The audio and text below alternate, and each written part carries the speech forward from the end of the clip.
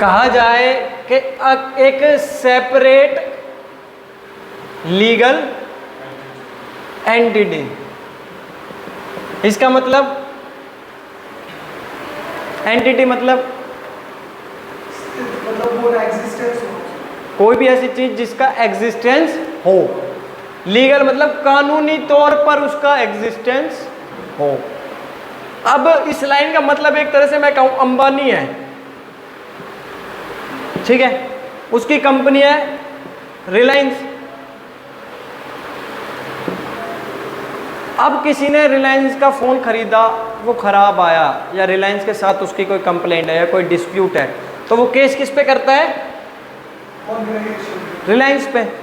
अंबानी पे केस करता है क्या? नहीं करता। क्यों नहीं करता भैया? कंपनी की सेपरेट आइडेंटिटी। अभी आप 12th में नहीं हो, स्टेप आगे बढ़ गए हो ग्रेजुएशन लेवल पर, तो 12th वाली सोच से ना थोड़ा सा अपवर्ड मूव करेंगे। केस क्यों नहीं करता? क्योंकि ये सेपरेट लीगल एंटिटी है, ये हमने 12th में पढ़ा था। हाँ, अलग अस्तित्व है, ये हमने 12th स्टैंडर्ड पे पढ़ा था। अब कंपनी चला कौन रहा है? तो कंपनी गलत करेगी तो कौन गलत करेगा? केस किस पे होना चाहिए? फिर क्यों नहीं होगा? इससे पहले वाली बात थी 12th लेवल की, अब आइए ग्रेजुएशन लेवल की। क्यों नहीं होगा अंबानी पे?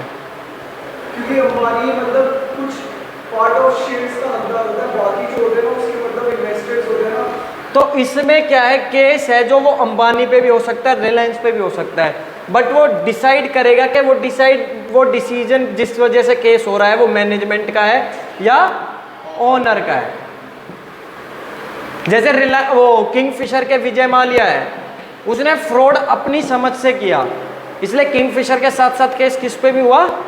विजय माल्या पे हुआ। अब उसकी पर्सनल जो प्रॉपर्टी है वो भी सेल की जा रही है। हालांकि कंपनी में ओनर की लाइबिलिटी क्या होती है? लिमिटेड लाइबिलिटी होती है। क्या होती है? कि भैया जितनी पैसे ओनर ने लगा दिए वो सिर्फ उतने पैसों के लिए लायबल है। अगर मैंने इस सेंटर में 10 लाख रुपए लगाए हैं तो मेरे सिर्फ कितने रुपए डूब सकते हैं? 10 लाख। उससे ज़्यादा मैं ना दूंगा ना मुझे देना है। लेकिन मान लो मैं अपनी पर्सनल गारंटी पे कृष्णनंदू से पैसे ले लूँ, ठीक है, या राज से पैसे ले लूँ, तो उसके लिए लायबल फिर मैं हो जाऊंगा, है ना।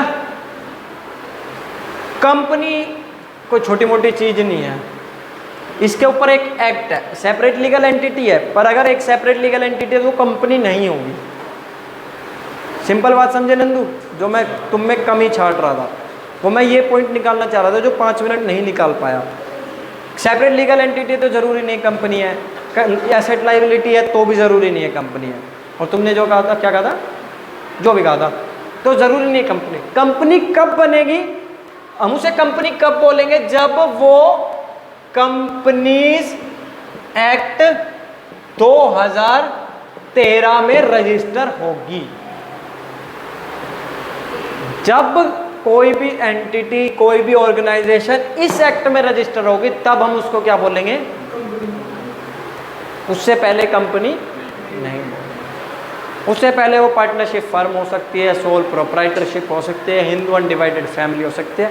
लेकिन तुम मैंने से किसी ने भी डेफिनेशन में ये नहीं बोला entity registered under companies act 2000। इससे पहले कंपनीज एक्ट 1956 था जो 2013 में अमेंड कर दिया गया। तो अब एक्ट कौन सा हो गया है? Companies act 2013। ये तुम्हें पढ़ना है, ठीक है? समझ गए? छोटी सी चीज समझ आए, सोचना किस तरह है, पढ़ना किस तरह है, क्या पढ़ना है, ठीक है? एक वर्ड हमने पढ़ा होगा, ओपीसी। क्या? OPC, what does it mean? अगर मैं कहूं वन पर्सन कंपनी, तो ये अमेंडमेंट अभी आई है। पहले क्या था कि मिनिमम 2 डायरेक्टर होने चाहिए थे, लेकिन अब ये अमेंडमेंट आ गई कि एक सिंगल पर्सन भी कंपनी होल्ड कर सकता। कंपनी का ओनर कौन होता है? जिसके पास ज़्यादा शेयर होते हैं। कंपनी का ओनर होता है जिसके पास ज़्यादा शेयर्स। मान लो मैं हूं, राज है, शिवम है। राज के पास है 40% शेयर्स, शिवम के पास है 30% शेयर्स और मेरे पास है 30% शेयर्स। ओनर कौन होगा? 40% जिसके पास होगा। वो ओनर होगा। मतलब मैं और शिवम ओनर नहीं है, हमारी कंपनी नहीं है। नहीं, कंपनी है बेसिकली, बट जो मतलब जितने भी इम्पोर्टेंट डिसीजंस होते हैं वो आप लोगे, बट एग्जिस्टेंस या हमारा मतलब पार्टिसिपेशन तो होगा ना। तो ओनर हुए। पूरी तरह से नहीं हुए, मतलब हम पार्टिसिपेट कर सकते हैं। मतलब नॉर्मली से अगर कोई आप डिसीजन ले रहे हो, किसी का अगर एक शेयर भी है ना, क्या है, तो वो भी ओनर है। नहीं, मैंने कहा जैसे वो ऑनर तो है, लेकिन जो लाइक जैसे अगर कंपनी को तो बेचना है या फिर कुछ करना है तो सबसे पहला डिसीजन 40% वाले का ही होगा। नहीं, उस वो और आप एक स्टेप आगे चलेंगे, पर मैं फिर भी बता देता हूँ। कंपनी के डिसीजन लेने के लिए रेजोल्यूशन पास करना पड़ता है। क्या पास करना पड़ता है? रेजोल्यूशन। दो तरह के होते हैं, एक होता है ऑर्डिनरी रेजोल्यूशन, एक होता है स्पेशल रेजोल्यूशन। ठीक है, ऑर्डिनरी रेजोल्यूशन में चाहिए 1/3 वोटिंग, 100% 33.3। स्पेशल रेजोल्यूशन में चाहिए 2/3, अराउंड 66। तो कंपनी बेचना या कंपनी के एसेट बेचना वो सब स्पेशल रेजोल्यूशन के अंडर आ सकते हैं। तो वो ये 40% वाला भी नहीं कर सकता, उसे भी और वोटिंग चाहिए। समझ गए? कोई डाउट? पक्का? कुछ नया सीखने को मिला? ये है प्रैक्टिकल वर्ल्ड, किताबों की दुनिया से बाहर आओ। अच्छा, आप में से किसी ने MOA AOA देखा है?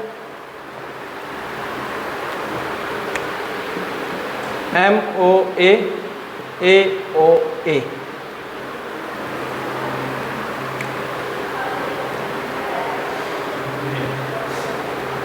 किसी ने भी नहीं? MOA होता क्या है ये तो पता होगा।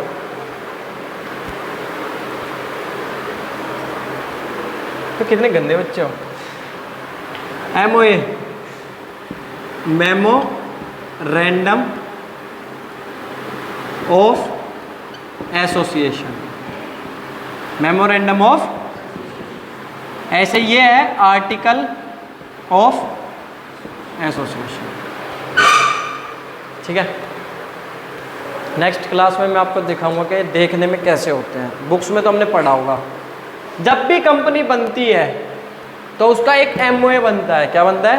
MOA, यानी कि मेमोरेंडम ऑफ एसोसिएशन। बुक में है? तो नोट क्या कर रहे हो? अच्छा, मेमोरेंडम ऑफ एसोसिएशन। इसमें क्या होता है? कंपनी का नाम क्या है, कंपनी के ओनर कौन है, कंपनी के फाउंडर कौन है, कंपनी के प्रोमोटर्स कौन है। Shares, assets, liabilities, asset liability नहीं होती अभी। कंपनी के शेयर्स किसके पास कितने हैं, कंपनी का रजिस्टर्ड ऑफिस का है, कंपनी क्या करेगी, कंपनी कंस्ट्रक्शन का काम करेगी, मैन्युफैक्चरिंग का करेगी, सर्विस का करेगी, क्या करेगी, ये सब कुछ A to Z चीज़ किस में लिखी होती है? Company do what company can't do, what company has to, ऐसा टाइप ऑफ डाटा कि लिमिटेशंस और उसमें आता है सब कुछ A to Z। Article of association में क्या आता है? आर्टिकल ऑफ एसोसिएशन में आता है सिर्फ और सिर्फ कंपनी के रूल्स क्या हैं। ठीक है, कंपनी के रूल्स क्या हैं। अभी मैं अगर MOA की बात करूं तो कंपनी बन जाती है, कंपनी बन जाते हैं।